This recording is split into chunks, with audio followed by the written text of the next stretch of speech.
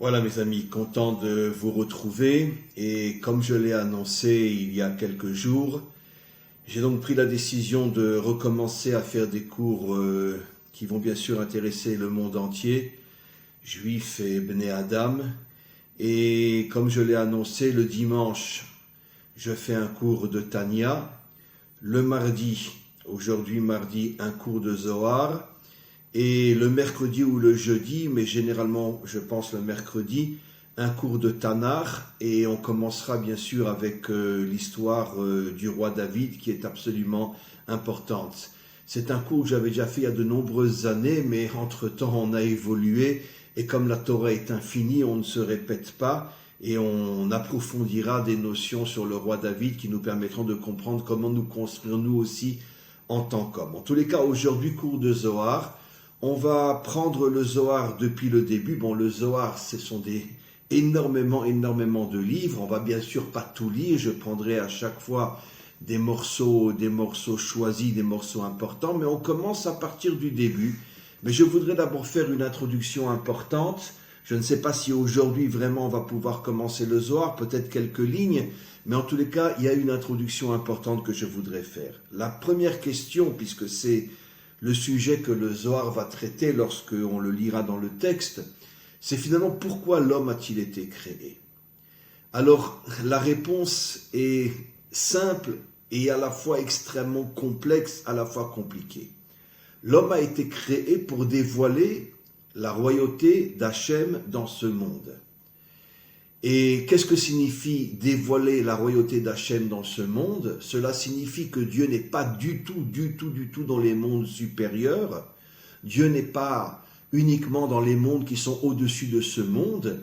Dieu ne voit pas ce monde comme un monde de matière, comme un monde de faute, comme un monde de chute. Au contraire, nos maîtres disent clairement dans un midrash, dans un texte de nos maîtres il y a plus de 2000 ans, je le dis d'abord en hébreu, Nitava akadosh baruch hu liot lo dira batartonim, on pourrait dire le désir le plus profond de Dieu est de se dévoiler dans le monde d'en bas. Dieu ne veut pas se dévoiler dans les mondes d'en haut, il veut se dévoiler dans le monde d'en bas, c'est-à-dire dans le monde dans lequel nous sommes, dans le monde de la matière. C'est dans ce monde qu'il veut se dévoiler. Et pourquoi? La réponse, encore une fois, est infinie. Les réponses sont infinies, mais j'essaie à chaque fois de toucher le point le plus important dans mes réponses. Parce que justement, parce que d'une certaine manière, le monde de la matière est le monde dans lequel personne ne puisse imaginer que Dieu puisse s'y révéler. Dans les mondes spirituels, c'est évident que Dieu se révèle et Dieu est présent et Dieu est visible dans les mondes spirituels. Mais dans le monde de la matière, c'est extrêmement difficile pour Dieu de se dévoiler. Et pourquoi ? Parce que le monde de la matière est le monde du profit, c'est le monde de l'intérêt, c'est le monde du plaisir. C'est finalement le monde dans lequel l'homme ne cherche qu'à remplir son intérêt personnel. L'argent, le plaisir, les loisirs. Et qui pense à Dieu dans ce monde? C'est la raison pour laquelle j'ai souvent expliqué, et je me répète, que la religion a été inventée. La religion n'existe pas. La religion est le plus grand mensonge jamais inventé sur Terre. C'est quoi la religion? Ça veut dire que je fuis ce monde pour me réfugier dans un fantasme, dans une illusion dans laquelle je crois être avec Dieu, mais en vérité, je ne suis absolument pas avec lui. Parce que Dieu ne veut pas que je fuis ce monde. Dieu ne veut pas que je sorte de ce monde. Dieu veut que je sois dans ce monde et que je le dévoile dans ce monde. C'est-à-dire que toutes les religions sont le mensonge le plus terrible, le plus criminel, le plus négatif jamais émis dans ce monde. Parce que je me détourne complètement de ma véritable mission de dévoiler Dieu dans ce monde. Et donc, pourquoi Dieu a créé l'homme? Pour faire de nous justement ce qu'on appelle en hébreu des giborim, ça veut dire des gens forts, de véritables guerriers, comme on le verra avec le roi David, qui est l'exemple modèle pour l'humanité tout entière de l'homme authentique, qui est à la fois en haut et en bas et qui fait descendre le haut vers le bas. Donc pourquoi Dieu nous a créés? Parce qu'il voulait faire de nous des êtres avec une force inimaginable, qui sont capables d'être dans ce monde, d'être complètement impliqué dans ce monde et malgré tout de ne pas succomber aux intérêts personnels, à la corruption, au plaisir, au désir et agir dans ce monde pour dévoiler Dieu dans ce monde, qui est en vérité une épreuve inimaginable, comme on le verra dans le texte du Zohar aujourd'hui ou la semaine prochaine. C'est quelque chose de très dur, parce que dès qu'un homme est impliqué dans ce monde, il est tout de suite, excusez-moi l'expression, tsunamisé par le profit, par le plaisir, par les loisirs, par le « et moi », comme chantait Dutronc, « et moi ». Et il ne se rendait pas compte à quel point il avait inventé l'hymne de l'humanité tout entière. « Et moi ». Parce que c'est dur de résister dans ce monde. Quand tu es jeune et que tu peux gagner de l'argent et que tu vois une belle fille et que tu as les moyens de pouvoir profiter de ce monde. Qui c'est qui pense à Dieu dans ce monde, je parle? Alors bon, on va le dimanche à l'église, on va le samedi à la synagogue, très bien, alors on se rappelle que Dieu est là, mais en vérité, où on pense que Dieu est? Dans un autre monde. On n'arrive pas à se connecter à lui dans ce monde. Donc la véritable raison pour laquelle Dieu nous a créés dans ce monde, c'est pas pour faire de nous des religieux, c'est pour faire de nous des véritables combattants, pour faire de nous des hommes forts, avec une volonté de faire. Et je vais revenir à un enseignement que j'ai souvent expliqué. Nos maîtres disent, pour dévoiler la malchoute d'Hachem dans ce monde, pour dévoiler la royauté d'Hachem dans ce monde, tu dois toi-même avoir, on pourrait dire, une étincelle de Melech en toi, une étincelle de roi en toi. Parce que pour pouvoir dévoiler la royauté de Dieu dans ce monde, il faut que toi-même, tu portes cette étincelle en toi. Et nos maîtres nous disent, c'est quoi la définition d'un roi? Bon, j'aime pas le mot en français, le mot roi, bien sûr, mais c'est quoi la définition d'un roi? Melech poretz geder la sotoderer. C'est un homme qui défonce tous les obstacles et qui n'a peur de rien. C'est ça la véritable définition d'un roi. C'est ça David Améler. Toute sa vie, il s'est combattu contre tout le mal qu'il y avait dans le monde pour pouvoir justement planter la graine de la délivrance finale, où le Mashiach continuera et complétera et terminera le travail de David Améler en nettoyant le monde de tout le mal qu'il y a dans ce monde et en ramenant le monde à Hachem et permettre à Hachem de se dévoiler dans ce monde. Mais celui qui a planté la graine était le roi David. Toute sa vie, il s'est battu contre le mal de ce monde, contre la débauche, contre l'idolâtrie, contre la corruption. C'était ça les combats du roi David. Toute sa vie. Contre les ennemis de Dieu, finalement.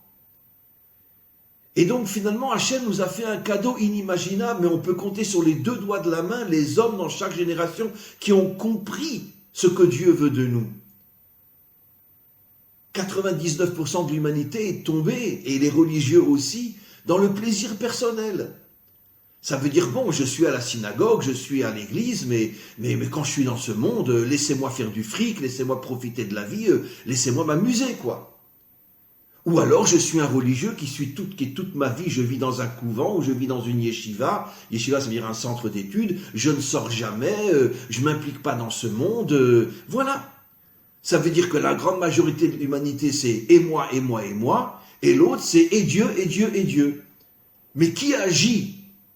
Qui comprend le cadeau que Hachem nous a fait? De faire de nous des gens forts, des gens volontaires, des gens qui sont prêts à risquer leur vie pour nettoyer ce monde et dévoiler Dieu dans ce monde? Combien y en a-t-il? Nos maîtres disent, il y a 36 justes par génération, et des justes cachés. Parce que les vrais justes, on ne les voit pas, on ne les connaît pas. 36 justes cachés sur des milliards d'êtres humains, 36 justes cachés qui agissent véritablement pour dévoiler Dieu dans ce monde.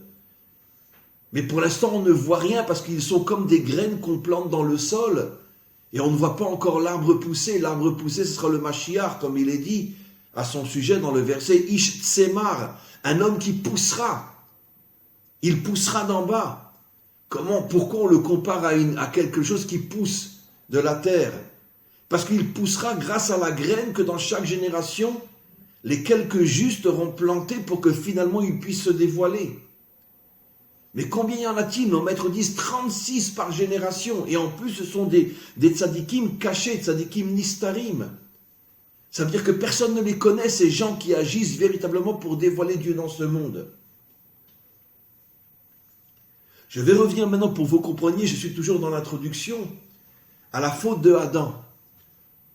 Qu'est-ce que c'est la faute de Adam? Je vais l'expliquer d'après les secrets de la Torah, puisque ce cours est un cours de Zohar. Nos maîtres nous disent qu'en vérité, il y avait deux arbres. L'arbre qui est appelé l'arbre de la vie et l'arbre qui est appelé l'arbre de la connaissance du bien et du mal. D'après les secrets de la Torah, l'arbre de la vie fait allusion à la Bina. Je vais expliquer, la Bina, comme vous le savez, on en a souvent parlé. C'est le 8e attribut du bas vers le haut, ça veut dire un attribut qui est au-dessus de toutes les limites de ce monde, puisque ce monde a été créé avec les 7 attributs du bas, qui sont d'une certaine manière le monde des limites. Mais par contre, la Bina est au-dessus de ce monde. La Bina nous permet de nous connecter à une dimension qui est infinie. Et nos maîtres disent que l'arbre de la connaissance du bien et du mal, c'est l'arbre de la Malchut. Ça veut dire, c'est un code bien sûr, c'est la force qui nous permet de dévoiler Dieu dans ce monde, en même temps qui fait de nous des héros, qui n'ont peur de rien, qui font tomber tous les obstacles de ce monde, qui se battent contre le mal pour dévoiler Dieu dans ce monde. Donc en vérité, l'arbre de la connaissance, comme enseignent nos maîtres, au niveau du décodage et au niveau des secrets de la Torah, est finalement l'arbre principal. Puisque tout le but de l'homme, c'est de dévoiler Dieu dans ce monde en se battant contre tout le mal et toute la corruption et toute la débauche et toute l'idolâtrie qu'il y a dans ce monde. Donc c'était un arbre extraordinaire. Alors pourquoi Dieu lui dit ne mange pas de cet arbre-là? Bien sûr, d'après nos enseignements, d'après les secrets de la Torah, comme l'explique entre autres le Ari Akadosh, l'un des plus grands Mekoubal de tous les temps, en vérité, Adam devait manger de cet arbre-là à la fin du Shabbat. Selon les codes bibliques, il a été créé vendredi. Il devait rentrer dans le Shabbat et dans le Shabbat manger uniquement de l'arbre de la vie. Je vais décoder bien sûr.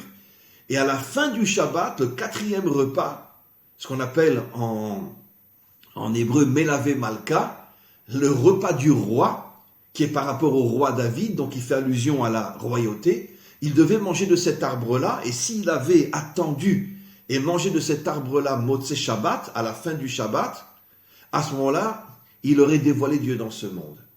Malheureusement, il y a eu la faute, il s'est précipité. Quel est le décodage? En vérité, pourquoi l'homme sombre et chute dans le culte de l'ego? L'ego personnel et le culte de l'homme, comme je ne cesse de le dire. Le culte de l'homme, on vénère un savant, on vénère un politicien, et malheureusement, là où le culte de l'homme est le plus idolâtre, c'est dans la religion. Chez les chrétiens, le culte de Jésus. Un simple homme, un simple juif, qui était ce qu'il était. Et je ne cherche absolument pas à critiquer. Ceux qui me connaissent savent que je n'ai aucune critique sur Jésus. Mais qu'est-ce qu'en ont fait les Romains? Le Fils de Dieu. Sa mère a été enceinte par le Saint-Esprit. Ça veut dire qu'on en a fait un Dieu. La religion qui est tombée le plus dans le culte de l'homme, c'est la religion chrétienne, avec toutes les nuances, catholiques, protestants, évangéliques, il y a des nuances bien sûr. Mais qu'est-ce que ça veut dire? Un homme est le Fils de Dieu, Dieu s'est incarné dans un homme. Le culte de l'homme. Mais chez nous aussi, les Juifs, on a aussi, bien sûr, avec une grande différence, mais on a aussi le culte de l'homme. Dans chaque secte juive, je m'excuse de dire une secte, on vénère le rabbi, on vénère le rave, on vénère le grand, le dirigeant, et finalement on oublie complètement Dieu. On les entend parler, les gens. Et le rabbi a dit, et le rave a dit, et le rabbi a dit, et le rave a dit, etc. Mais où est Dieu? Où est Dieu? Et finalement, tous les élèves ne s'intéressent qu'à leur maître. Mais qui c'est qui agit pour dévoiler Dieu dans ce monde? Le Messie viendra, il fera tout le travail pour nous. Non, c'est à nous d'amener le Messie, en commençant à planter des graines qui lui permettront de pousser. Mais tant qu'on n'aura pas planté ces graines, il ne poussera pas. Donc maintenant, commençons à décoder. Comme Hachem savait, comme Dieu savait, que si l'homme est dans ce monde, et pour dévoiler Dieu dans ce monde, il faut être dans ce monde, il va tout de suite sombrer dans le culte de l'ego. Dieu voulait d'abord que pendant Shabbat, il mange de l'arbre de la vie, de l'arbre de la Bina. C'est quoi la Bina? La Bina, c'est une force qui nous permet de nous élever au-dessus de ce monde. Et qu'est-ce que cela veut dire au niveau du décodage? Que je prends conscience que finalement, je ne suis rien dans ce monde. Je suis très limité. Qu'est-ce qu'un homme veut dans ce monde? Le fric, les femmes, le plaisir, qu'est-ce qu'il veut? Mais c'est nul, mais c'est complètement nul. 99% de l'humanité, surtout dans un âge jeune, c'est le pognon, le plaisir, les femmes. Bon, à partir de 60, 70 ans, on commence à raisonner un petit peu autrement, et encore. Mais de toute façon, on est trop vieux pour pouvoir agir dans ce monde. Donc quand on est jeune, on est complètement prisonnier par le « et moi, et moi, et moi ». Et quand on vieillit, qu'on n'a plus tellement la passion de toutes ces passions de jeunesse, on commence peut-être un petit peu à être un peu plus sage, mais de toute façon, tu es trop vieux pour faire quoi que ce soit. Donc finalement, le Satan t'a eu. Il t'a mis de côté. Voilà. Donc c'est quoi l'arbre de la vie? C'est encore une fois la Bina. C'est une connexion et une force qui me permet de comprendre que dans ce monde, je suis extrêmement limité par l'argent, par le plaisir, par ci. C'est une force qui m'ouvre les yeux et qui me permet de comprendre, mais jusqu'à quand je vais vivre pour et moi, et moi, et moi? Mais d'un autre côté, attention, la Bina est là pour nous donner des forces d'agir dans ce monde, pas pour qu'on reste coincé en haut. Ce que j'appelle moi la religion. Parce que le problème de la Bina, il faut savoir que chaque chose dans ce monde a un bon côté et un mauvais côté. C'est quoi la religion? Je parlerai même d'une religion authentique. C'est que tu restes coincé dans la Bina. Tu es tellement content d'être déconnecté de ce monde. Je cherche plus l'argent, je cherche plus l'idolâtrie, je cherche plus les femmes, je cherche plus le plaisir. Je reste en haut. Mais d'accord, mais tu sers le Satan en restant en haut. Parce que comme ça, tu lui fous la paix et personne ne change ce monde. Personne n'agit dans ce monde. Quel était le but d'Hachem? Tu manges d'abord de l'arbre de la vie pour te connecter à une dimension qui te permet de comprendre et d'avoir la conscience que finalement, dans ce monde sans Dieu, tu n'es rien. Et après, tu vas manger de l'arbre de la royauté, d'après les secrets de la Torah, parce que tu auras, pendant Shabbat, tu auras réussi à casser ton ego, à casser ton orgueil, à casser ta recherche de plaisir, et là tu vas pouvoir agir pour me dévoiler dans ce monde. Ce qui veut dire que les deux forces, comme expliquent tous les secrets de la Torah, qui permettent à l'homme, et après je vais le traduire dans un langage plus moderne, qui permettent à l'homme d'être un homme authentique, c'est la Bina et la Malchut. La Bina qui me permet de prendre conscience que me servir et servir les hommes, c'est le plus grand mensonge jamais émis dans ce monde. Arrête de te servir, arrête de te prosterner devant les hommes. Tu ne dois servir que Dieu. C'est ce que la Bina me permet de prendre conscience. Et une fois que j'ai cassé mon ego et que je me suis connecté au maître du monde et que je ne veux plus servir les hommes, je respecte les grands, surtout les grands de la Torah. Mais j'en fais pas mes idoles, comme dans toutes les sectes juives aujourd'hui. Ce ne sont pas mes idoles. Le seul que je suis prêt à servir, le seul pour lequel je peux donner ma vie, c'est Dieu. Un point, c'est tout. Une fois que tu as compris ça, tu reviens dans ce monde et tu dévoiles Dieu dans ce monde. Ça, c'était le projet divin. Qu'est-ce qui s'est passé? Je vais l'expliquer d'une manière assez moderne. Adam et Ève, Adam et Chava, excusez-moi, je préfère le dire en hébreu, avaient compris que le but final, c'est l'arbre de la connaissance, qui est l'arbre de la royauté, dévoiler Dieu dans ce monde. Et d'une certaine manière, sachant que c'était le but final, et regardez l'explication incroyable que je vais vous donner, ils ont voulu le goûter pour avoir un lien avec le but final. Mais comme ils l'ont goûté avant de se connecter à la Bina, avant de manger de l'arbre de la vie, dès qu'ils se sont connectés à cet arbre-là, qui est ce monde, ils ont glissé dans le culte de l'ego. Et moi, et moi, et moi. C'est d'ailleurs ce qu'on voit constamment. On le voit malheureusement partout, dans toutes les religions. Un homme, plus il est confiné à l'intérieur de son illusion spirituelle, Si pour une raison X ou Y, il doit sortir de son illusion spirituelle et avoir un lien avec ce monde, 9 sur 10, pour ne pas dire 10 sur 10, tombent. Parce que, comme ils ne se sont jamais habitués à combattre toutes les tentations de ce monde, eh bien, ils tombent complètement. On sait très bien ce qui se passe dans l'Église, au niveau des soi-disant représentants de Dieu.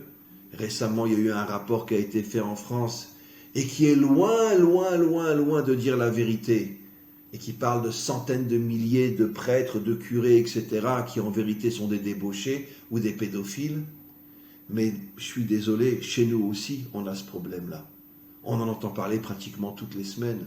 Encore un raf qui est tombé, encore un raf qui est tombé, encore un raf qui est tombé. Et pourquoi ? Mais parce que comme ils sont toute leur vie confinés dans un monde illusoire, dès qu'ils ont un contact avec ce monde, ils tombent. Parce qu'ils ne sont pas habitués à lutter contre finalement toutes les tentations de ce monde, puisqu'ils étaient constamment confinés dans un monde spirituel. Et je n'ai aucune hésitation à dire que parmi les hommes les plus débauchés de ce monde, c'est justement les religieux, dès qu'ils sortent de leur illusion spirituelle. Et je vais donner un exemple, parce que je ne me permettrai pas de dire des choses qui ne sont pas fondées sur la Torah. Chaque mot, chaque lettre que je dis est fondée sur la Torah. On a un exemple extraordinaire qui est Jéroboam. Jéroboam, nos maîtres nous disent, regardez dans le Tana, regardez dans la Bible, avant de devenir le dirigeant des 11 tribus d'Israël, des 10 tribus d'Israël, parce qu'il s'est séparé de la tribu de Yehuda et de Benyamin, il s'est séparé du temple. C'était un homme, nos maîtres nous disent, il était Kessimla Chadasha, comme un habit blanc, sans la moindre tache, il n'avait jamais fauté. C'était le plus grand maître de sa génération, au point que nos maîtres nous disent que tous les autres maîtres, c'était comme des herbes qui poussent en bas d'un arbre, et l'arbre s'élève, et on ne voit même plus les herbes. Il dépassait tous les grands maîtres de Torah de sa génération. C'était un homme qui n'avait jamais fauté. Un homme, un tzaddik, un juste authentique. Et c'est pour ça que Dieu le choisit pour diriger les 10 tribus. Et dès qu'il devient dirigeant, il tombe complètement dans le crime, dans l'idolâtrie et même la débauche. L'idolâtrie, il fait rentrer 2 veaux d'or dans les 10 tribus. Et il oblige les 10 tribus à se prosterner, à servir les veaux d'or. Mais c'est pire encore. Il demande à son armée de tuer toutes les familles qui n'acceptent pas de se prosterner devant le veau d'or. Des centaines de familles, hommes, femmes, enfants, nourrissons sont exterminés par Jéroboam, le grand tzaddik. Plus encore, il fait mettre des soldats à la frontière qui sépare les 10 tribus des 2 tribus, Yehuda et Benyamin, et il ordonne, toute famille qui voudra monter pendant les fêtes pour aller au Beth Amikdash, vous l'exterminez. Et encore des centaines de familles, hommes, femmes, enfants, nourrissons, sont exterminés. Je suis désolé, mais j'en ai les larmes aux yeux quand je vous raconte une chose pareille. C'est dans la Torah, c'est pas de moi, vous voyez bien que j'ai raison. Mais comment un homme qui était le plus grand de sa génération peut devenir un idolâtre, un assassin, un débauché, un criminel, un véritable Hitler? Comment c'est possible? Ben, la Torah a le courage de nous révéler quelque chose d'une puissance incroyable. Jéroboam était un grand homme, c'est vrai, mais toute sa vie, il ne vivait que dans ce qu'on peut dire, dans un monde spirituel complètement déconnecté de la réalité. Donc, il n'avait jamais eu de tentation, il n'avait jamais eu d'épreuve. Et dès qu'il a pris le pouvoir, il a sombré dans le culte de l'ego. Et moi, et moi, et moi. Il a voulu le pouvoir pour lui.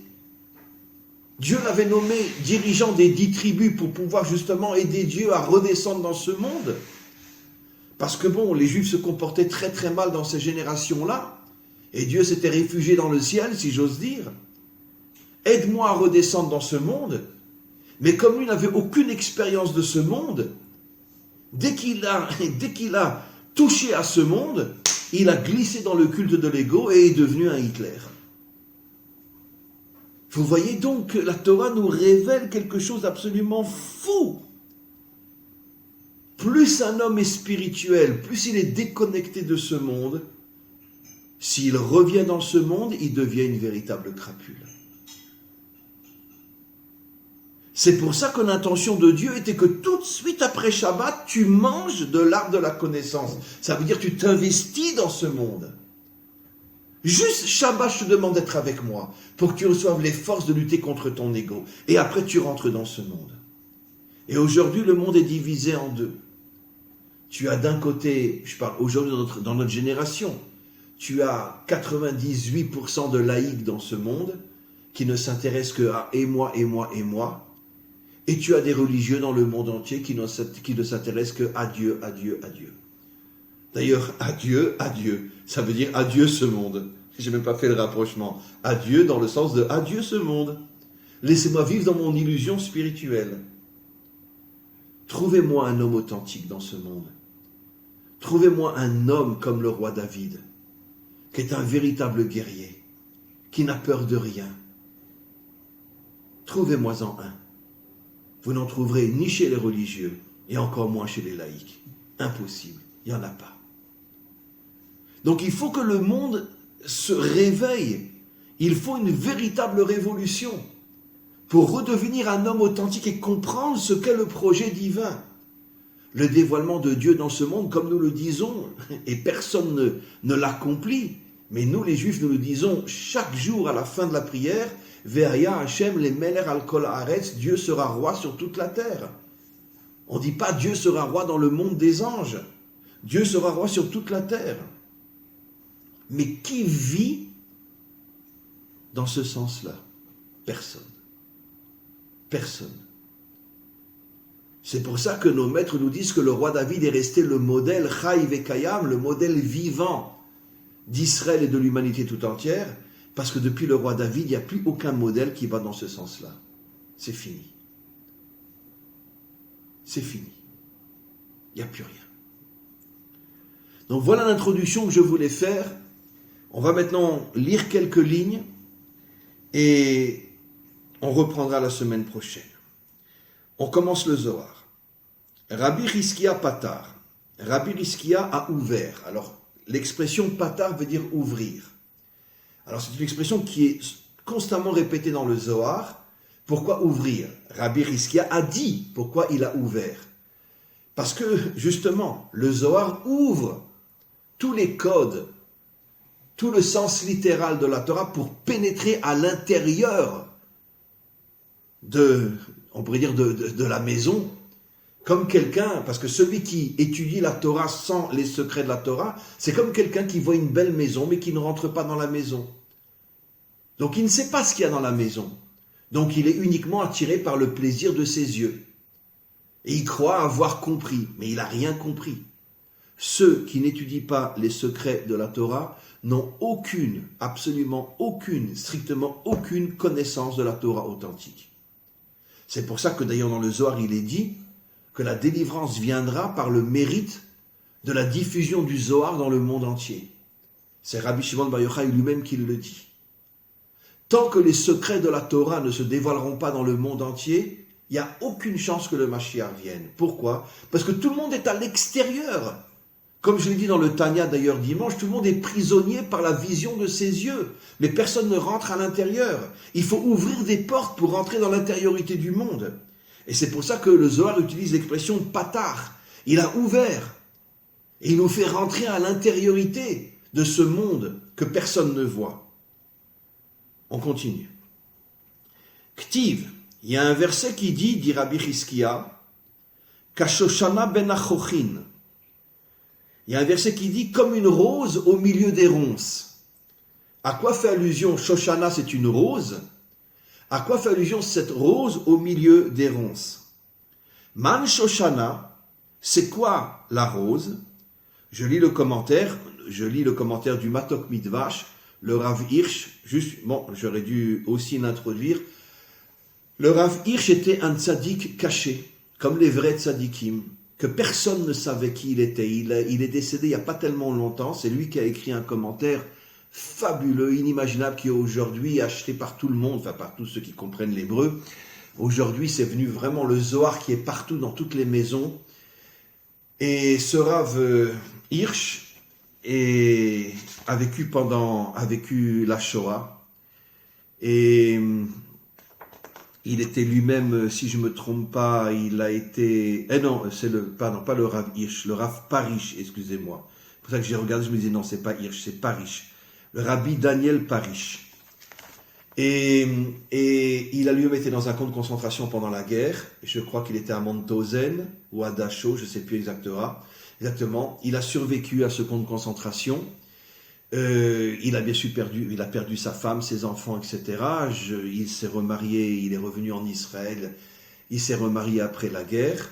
Et il vivait complètement caché, bien qu'il avait un lien extrêmement fort avec tous les grands de ce monde.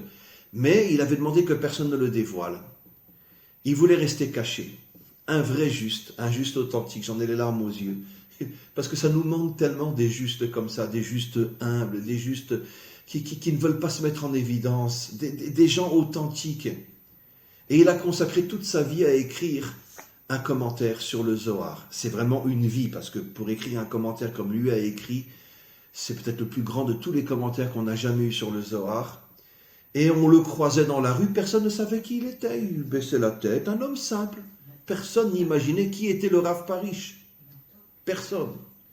Et son commentaire, il a appelé le Matok Midvash, doux comme le miel. Matok Midvash, ça veut dire Matok, c'est doux comme le miel. Un commentaire qui est d'une... Il n'y a pas de mots. Je vous dis sincèrement, il n'y a pas de mots pour expliquer qui était cet homme. Personne n'a su qui il était. Pendant toute sa vie, il a vécu, je crois, jusqu'à 80 et quelques, etc. Seuls quelques grands de la génération le connaissaient. Et il a consacré sa vie à écrire un pérou sur le Zohar. Et je peux vous dire que grâce à son commentaire sur le Zohar, le Mashiach viendra. Et quand le Mashiach se dévoilera, il prendra l'âme de cet homme-là, surtout au moment de la résurrection, et il sera à côté du Mashiach, comme pour lui dire, c'est grâce à toi que je suis venu. Un homme qui a subi des épreuves terribles dans les camps de concentration, il a perdu toute sa famille. Après, il a vécu d'une manière cachée toute sa vie, personne ne le connaissait, personne ne savait qui il était. Et il nous a livré le plus grand commentaire jamais écrit sur le Zohar. Un homme fabuleux, un homme authentique, un homme véritable. Alors, Man Shoshana, le Zohar demande, c'est quoi la rose? À quoi ça fait allusion? Et regardez ce que répond le Matok. Il dit exactement l'introduction que je vous ai donnée, qui est shte sfirot. Ça c'est le Matok, c'est le Rav Parish que je lis. Il y a deux sfirot, deux forces qui sont extrêmement importantes, Anikraot Shoshana, qui sont appelées une rose, Shem Bina ou Malchut. La Bina et la Malchut, toute mon introduction. Parmi les 10 sfirotes, les deux plus importantes, c'est la Bina et la Malchut. La Bina qui nous permet de vaincre notre ego et la Malchut qui nous permet d'agir dans ce monde. Uke Amar, mais le Zohar rajoute, Da Knesset Israël. Hi Malchut. Hi Malchut, c'est le Rav qui explique. Ça veut dire malgré tout, bien que ces deux sphirotes, la Bina et la Malchut, sont les plus importantes de toutes, le but final et la raison de la création de l'homme dans ce monde, c'est la Malchut. C'est de dévoiler la Malchut, la royauté d'Hachem dans ce monde. Ce qui veut dire que, bien que la rose, et après on verra pourquoi ces sphirotes, pourquoi la Malchut est comparée à une rose, on va le voir. Mais bien que la rose fait allusion à la Bina et à la Malchut, malgré tout, la rose dont parle le Zohar ici, c'est la Malchut, le but de l'homme. Ou Pirouche, je continue à expliquer ce que dit le Rav Parish, à Pasuk Karou, comment comprendre le verset? La rose est entre les ronces, Kemo Ashoshana Agashmit, comme une rose dans ce monde, Aomedet Ben Achorin, qui est entourée de ronces, vous savez que chaque rose, elle a comment on appelle ça, des épines. Ve'einam shavim kenegdam klum. Mais en vérité, quand nous on achète une rose, très souvent dans le magasin on a déjà enlevé les épines, et même si on prend une rose avec les épines, nous ce qu'on regarde c'est la fleur, c'est pas les épines. Karayati, de la même manière dit Dieu, Amalchut omedet ben abanot she'em shiva echalot shel olam abriya ve'inam shavim keneged klum. Je traduis après le sens. Bien qu'il y ait des épines sur une rose, le regard de l'homme se porte sur la fleur, sur la rose, pas sur les épines. Et dit le Matok, la rose est tellement belle que finalement il nous fait oublier les épines. Alors maintenant je traduis d'après le sens bien sûr. Qu'est-ce que cela veut dire? Toutes les forces du mal s'attaquent justement à la malchoute pour l'empêcher de se dévoiler. Parce que le monde du mal ne veut pas que Dieu se dévoile dans ce monde. Et Dieu est comparé à cette rose qui est magnifique. Mais elle a plein d'épines sur elle. Ça veut dire que toutes les forces du mal se collent à la malchoute pour l'empêcher de se dévoiler. Parce que si tu veux prendre la rose à partir de sa tige, tu vas te faire mal à la main, donc tu ne pourras pas la prendre. Donc finalement, qu'est-ce qu'il faut faire pour pouvoir justement offrir un bouquet de fleurs à sa femme? Tu rentres dans un magasin d'un fleuriste, il te coupe les épines. Il faut se battre contre les épines. Mais pour pouvoir se battre contre les épines, il faut être extrêmement fort. Et c'est pour ça que le Rav explique que la rose est tellement forte que finalement on ne voit même plus les épines. Ça veut dire quoi dans un langage concret? Ça veut dire qu'un homme doit être tellement fort que le mal de ce monde ne l'impressionne pas. Il n'a peur de rien, comme le roi David, qui partait se battre contre 200 ou 300 Philistins ou d'autres peuples, tout seul. Quand il a voulu se marier avec la fille de Shaoul, Shaoul lui a dit, si tu me ramènes 100 prépuces des Philistins, tu auras ma fille. Il a dit 100 prépuces, mais je vais t'en ramener 200. Il est parti se battre, il avait quoi? Il avait 16-17 ans à cette époque-là. Il est parti se battre tout seul contre 200 Philistins. Et nos maîtres posent la question, mais comment c'est possible? 200 Philistins, les Philistins étaient extrêmement puissants et forts. Pourquoi? Parce que lui ne voyait que la rose. Il avait dans la tête, Hachem, Hachem, Hachem, tu es ma force et je ne vois pas toutes les épines qui se collent à toi pour t'empêcher de te dévoiler. Ça veut dire que c'était un homme authentique. C'est ça la véritable émouna, comme j'explique toujours. La émouna, c'est pas je crois en Dieu, non. Ça veut dire que je suis tellement connecté à Dieu qu'il me donne des forces qui font que je n'ai peur de personne. Je ne baisse la tête devant personne. Il y a une histoire, je terminerai par cette histoire et on continuera ce Zohar la semaine prochaine. Il y a une histoire extraordinaire, une histoire authentique d'un juif qui était un rave, qui était dans un ghetto pendant la Shoah. Et puis il avait quelques élèves qui étaient restés vivants dans sa petite demeure de rien du tout. Et pendant une semaine, il leur a dit, écoutez, je me mets dans un coin, vous mettez un rideau devant moi et je vous expliquerai ce que je fais. Il lui a apporté quelques miettes de pain parce qu'il n'y avait rien à manger dans le ghetto tous les jours. Et pendant une semaine, qu'est-ce qu'il a fait? Il a essayé de s'élever à un niveau de connexion avec Dieu au point de n'avoir plus peur de rien. C'est une histoire authentique. Il y en a une comme ça tous les 100 000 ans. Et il est arrivé. Il a levé le rideau au bout d'une semaine et il a dit à ses élèves, qui vient avec moi? On sort du ghetto, on part en Israël. Et ses élèves l'ont regardé, ils ont dit, attends, rien que tu vas t'approcher de la porte du ghetto, tu vas prendre 150 balles dans la tête avec les mitraillettes des nazis. Il dit, qui vient avec moi? Il y en a eu un qui a eu le courage de le suivre. Et il part avec lui. Ils arrivent près de la porte du ghetto et le Rav est tellement connecté à Dieu. Il y a un miracle. Ils sortent du ghetto et les Allemands ne les voyaient même pas. Ils étaient en Pologne. Ils ont traversé toute la Pologne et combien d'autres pays. Et constamment, ils rencontraient des troupes de nazis. Et les nazis ne les ont jamais vus. Pourquoi? Parce qu'il était complètement connecté avec l'infini de Dieu, au point que les hommes limités dans ce monde ne pouvaient même plus le voir. Et son élève se collait à lui. pour pouvoir recevoir ses forces. Et en pleine guerre, il arrive en Eretz Israël. Et après, il va fonder une communauté, etc. Bon, je sais que cette histoire est difficile à comprendre. Je vous arrive franchement que même moi, je ne la comprends pas. Mais par contre, je sais qu'elle est vraie.